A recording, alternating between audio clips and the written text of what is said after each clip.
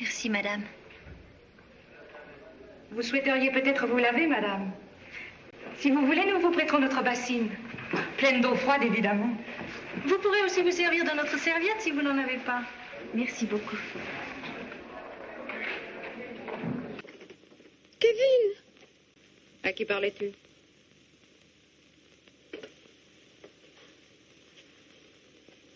Tu n'es pas bien?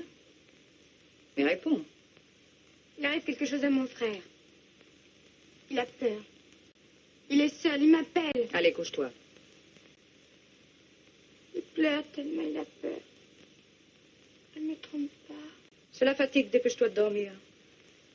La sécurité, le malin rôde à 7 heures et donne des rêves aux filles. La lumière lui fait peur. Toujours à parler du diable. Dis ton chapelet avant de t'endormir. Ah. Tu vivras quand même, chameau.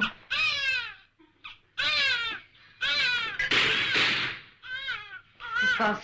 Ça fait un moment que ça dure. Rien entendu? Un garçon. Sûr. On n'entendait pas qu'on tire les sangs un coup. Merci. Au revoir, docteur. Salut, Renard. Tu parles d'une nuit, hein? Atroce. Heureusement, la journée s'annonce bien. Veillez bien sur lui, mademoiselle. Du repos et aucun sujet de contrariété. Bonjour, Franca. Bonjour, Alice. Oh, bonjour, Pierre. Je venais te voir, mais je reviendrai. Non, non. Reste. D'ailleurs, Pierre s'en va. Bon, il faut que je me sauve. Tu sais, tu peux me téléphoner le soir, ça me fera plaisir. C'est vrai. Alors, je ferai comme ça.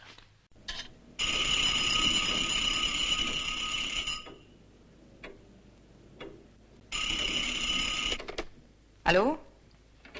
Allô, c'est Odile? Oui? Pierre Lachenay. Je voulais vous remercier pour tout. Et vous dire aussi que je vais partir demain pour me reposer. Tenez-moi au courant. Tenir au courant de quoi? Vous voulez savoir s'il est encore temps de changer d'avis? Écoutez, Pierre, si vous envisagez vraiment de recommencer avec Franca, naturellement qu'elle accepterait, mais vous devez le lui demander vous-même. Ça va? Oui. Tu as pas amené la petite? Non, elle est à sa leçon de piano. On va la chercher? Ah non, toi, tu n'as pas le temps. Il faut tout de suite que tu rentres à la maison. Il y a monsieur Noison qui doit t'attendre. Moison. Ah oui, il est téléphoné qu'il voulait te voir. Moi, je pensais que tu rentrerais plus tôt. Je dis toi, c'est à 5 heures. Qu'est-ce qu'il me voulait? Ça va être bien ce celui-là. Il aurait comme laissé l'autre côté, en fait. Assieds-toi là. Je vais te parler. Je suis désolée, tu sais, mais hier soir, nous nous sommes couchés tard. Et je t'avoue qu'après le déjeuner, j'ai dormi un moment. J'étais fatiguée. Comme j'imaginais que toi-même, tu étais assez occupée par tes retrouvailles. Alors, raconte. Kostya, il est déjà reparti? Il est à la télévision. Ah, bon. Eh ben, raconte-moi cette rencontre et ce déjeuner. Qu'est-ce que tu veux que je te raconte? Oh, bon, enfin, quoi. Ça a dû être un moment extraordinaire, quand même, de vous retrouver tous les deux face à face. Oui, oui. Mais je ne suis pas une femme à aventure qui fait son mari cocu. Comme tu le disais aussi ce matin. Voilà ce que je voudrais que tu comprennes. Moi, je comprends que tu couches avec une autre. Voilà. Je suis simple, moi. Je vais peut-être t'apprendre quelque chose qui te surprendra. Allez-y. Je suis ta fille. Je veux dire une femme de la même race que toi.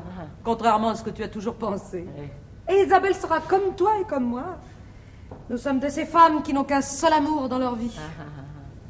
Oui, j'ai un amant. Attention, le moment fatidique.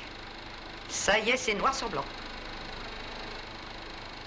Ah, vous aussi, cher monsieur.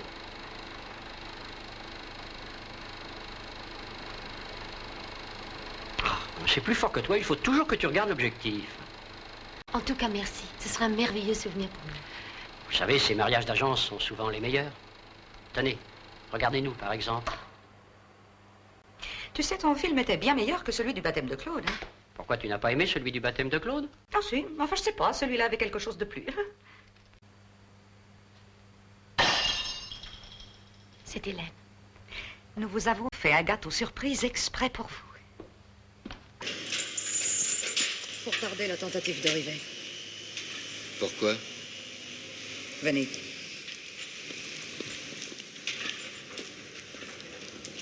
Savez-vous en quoi consiste son expérience? Il veut prendre la place de ce mannequin, recréant ainsi les conditions exactes dans lesquelles sa femme a trouvé la mort. Si ça peut le délivrer de ses obsessions, pourquoi pas? Ça peut aussi le tuer. Max. Quoi? Je connais le moyen de faire taire ta femme. Définitivement. Qu'est-ce que tu veux dire? Tu m'as très bien comprise.